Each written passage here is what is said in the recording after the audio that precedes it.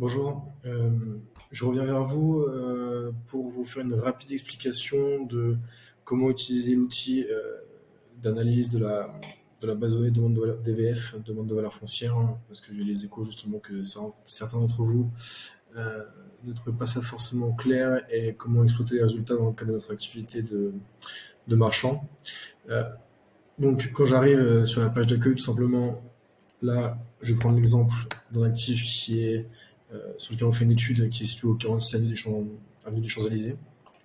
Donc tout ce que j'ai à faire, c'est taper l'adresse, faire attention aux fautes d'orthographe, pardon, et assurer que tout est OK. Ensuite, nous, ce qui nous intéresse, c'est les appartements. Là, sur les spécificités de la base DVF, je vais aller chercher, moi, l'historique des ventes jusqu'en 2021. Donc je m'assure bien d'avoir, entre guillemets, en fonction de mes besoins, sélectionné l'année. Là, c'est un marché qui est quand même relativement avec une densité assez forte de ventes. Je pense qu'on peut se contenter d'avoir justement un rayon d'analyse de 500 mètres autour de l'actif.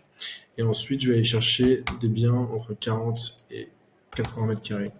Je ne vais pas me fixer de prix, de limite de prix. Et du coup, quand je lance la recherche, on voit. Je vérifie, ouais, c'est bon.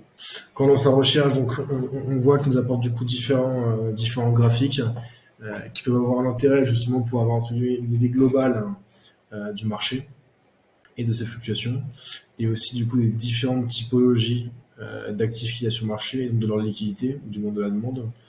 Euh, on voit par exemple que sur certaines années, à certaines périodes, il y avait quand même une prédominance des deux pièces. Donc voilà, c'est ce genre de petite analyse euh, qui nous permet quand même d'avoir des indications sur le marché sur lequel on travaille. Et après, ce qui va vraiment nous intéresser, c'est finalement la carte des prix pour voir un peu la répartition des transactions sur les dernières années.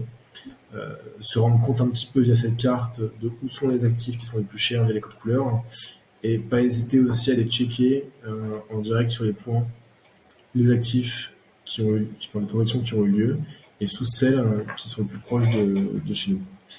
Donc voilà, c'est un peu pour avoir un aspect visuel, ce qui est pas mal. Ensuite, ce qui va nous intéresser, c'est finalement cette table-là qui recense l'ensemble des transactions qu'il y a eu lieu d'après nos critères. Donc là, par défaut, la table est triée par distance. Donc c'est-à-dire que là, la transaction la plus proche qui a eu lieu est à 108 mètres. Elle date de août 2022. Donc ça, c'est quand même pas mal pour entre guillemets se rendre compte finalement autour de nous quelles sont les transactions qui ont eu lieu. Mais bien sûr, si nous on veut mettre un filtre par rapport aux dates, on peut. Donc c'est-à-dire que là, on va regarder les dernières transactions, même si c'est pas forcément les plus proches. Donc c'est aussi pertinent dans un marché qui est assez volatile. Donc voilà. Ensuite, pour nous, notre application directe, ce qu'on va faire, c'est aller extraire la base DVF au format Excel.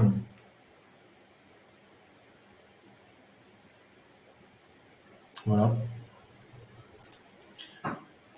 Donc là, rapidement, petite mise en forme pour y voir clair. Et tout ce qu'on va faire, et ce qui rend la chose aussi assez pratique, c'est qu'on va aller s'intéresser, nous, comme on s'intéresse entre guillemets qu'à la distance au bien, on va aller chercher du coup les 10 premières transactions.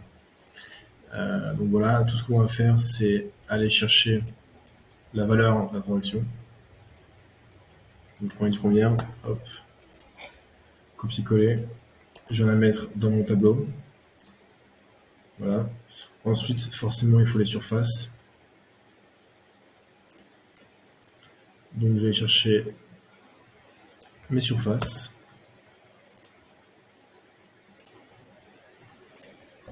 Que je vais venir copier-coller.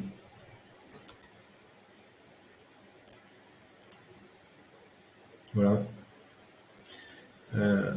Ensuite, pour avoir des informations sur la transaction, je vais aller chercher la rue dans laquelle elle se situait.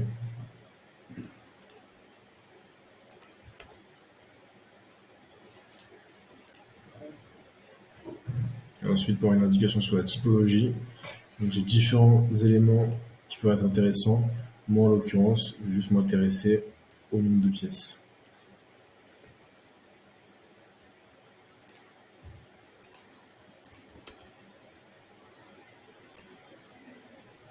Tac. Et dernier élément qui est primordial aussi, c'est la date de la transaction.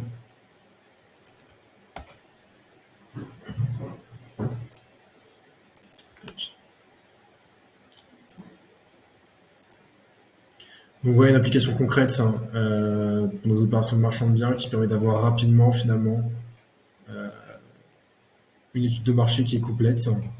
Donc dans un premier temps, on s'intéresse aux comparables de marché actuels sur les annonces. Dans un deuxième temps, on s'intéresse aux transactions passées. Et ce qui nous permet finalement d'avoir une vision globale, hein, grâce au graphique ci-dessous, de comment la cible, nos objectifs de sortie d'arbitrage se situent par rapport, un, au comparable et deux, à la DVF. Donc là, si on s'intéresse à la comparaison, on voit comme nous notre cible moyenne, qui est finalement la séparation entre les deux, est bien en dessous. Les valeurs les plus basses indiquent sur la DVF. Et en comparaison des comparables actuels, hein, on se rend compte que finalement notre cible moyenne est alignée à peu près dans la moyenne basse des comparables actuels de marché. Donc voilà comment utiliser l'outil.